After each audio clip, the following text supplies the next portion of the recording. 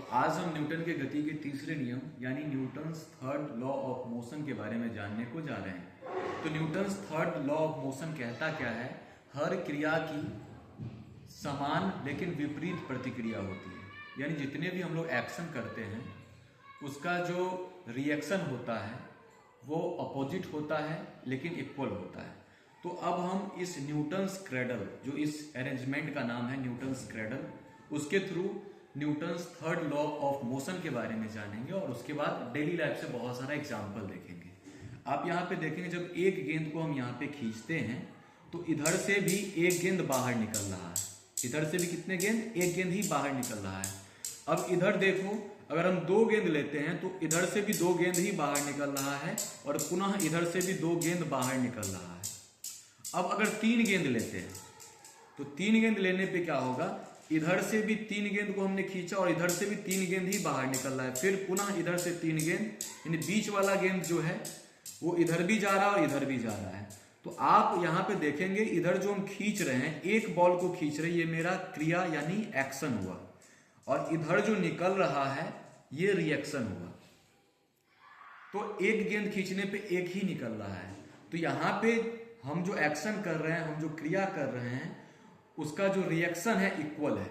एक खींचने पे एक ही निकल रहा है, दो खींचेंगे तो दो निकल रहा है, यानी इक्वल रिएक्शन हो रहा है। और एक चीज जो एकदम से याद रखने वाली बात है कि एक्शन और रिएक्शन अलग अलग ऑब्जेक्ट पे काम करता है। जिस ऑब्जेक्ट पे हम लोग एक्शन कर रहे हैं उसी ऑब्जेक्ट पे रिएक्शन नहीं होगा। जैसे हम एक्शन अभी इस ऑब्जेक्ट पे कर रहे हैं लेकिन रिएक्शन इस पे हो रहा है। तो एक्शन और रिएक्शन यानी क्रिया एवं प्रतिक्रिया अलग अलग वस्तु पे करती है, काम करती है। अब इसको डेली लाइफ एग्जांपल के साथ देखते हैं। जब हम लोग चलते हैं तो जमीन को जो होता है वो पैर से धक्का देते हैं पीछे की ओर। तो जमीन को जो पीछे की ओर धक्का देते हैं वो मेरा एक्शन यानी क्रिया हुआ, और जिसके सहारे से हम एक पैर को आगे बढ़ा पाते हैं, फिर हम धक्का देते हैं, फिर कदम आगे बढ़ा पाते हैं। तो कदम आगे बढ़ना रिएक्शन है और कदम पीछे जो धक्का देते हैं वो एक्शन हुआ। फिर आगे अगर हम लोग चलते हैं नाव पे, तो नाव पे आप लोगों ने देखा होगा कि जो नाविक होता है वो नाव को अगर खेता है तो पीछे की ओर पानी को धक्का देता है। पीछे की ओर पानी को धक्का देना एक्शन है यानी क्रिया है, और उसके बदले नाव आगे की ओर चलता है, वो रिएक्शन हुआ यानी प्रतिक्रिया हुआ। तो एक्शन पानी पे हो रहा है और रिएक्शन किस पे हो रहा है? नाव पे हो रहा है।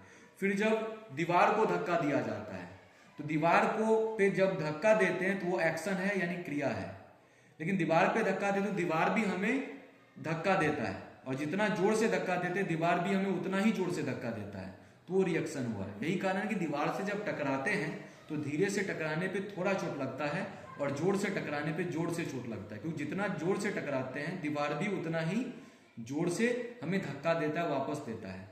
क्योंकि हर क्रिया की जो प्रतिक्रिया होती है समान होती है लेकिन विपरीत होती है। तो क्रिया कहाँ पे काम किया? दीवार पे, और प्रतिक्रिया हमारे ऊपर काम किया। फिर अगर हम लोग आगे चले तो तुम लोगों को पता होगा बंदूक जब चलता है, फौजी चलाते हैं या पुलिस मैन चलाते हैं, किसी मूवी में अगर आप लोगों ने देखा होगा तो बंदूक जब चलता है, बंदूक से गोली निकलता है तो बंदूक को पीछे की ओर धक्का लगता है, और जितना स्पीड से अगर तुम लोग बंदूक की गोली चलाते हो तो उतना तेजी तेजी धक्का लगता है पीछे की ओर बंदूक से। तो बंदूक का जो गोली आगे की ओर निकलना हुआ वो यहाँ पे क्रिया यानी एक्शन हुआ, और प्रतिक्रिया क्या हुआ? बंदूक का पीछे की ओर जाना।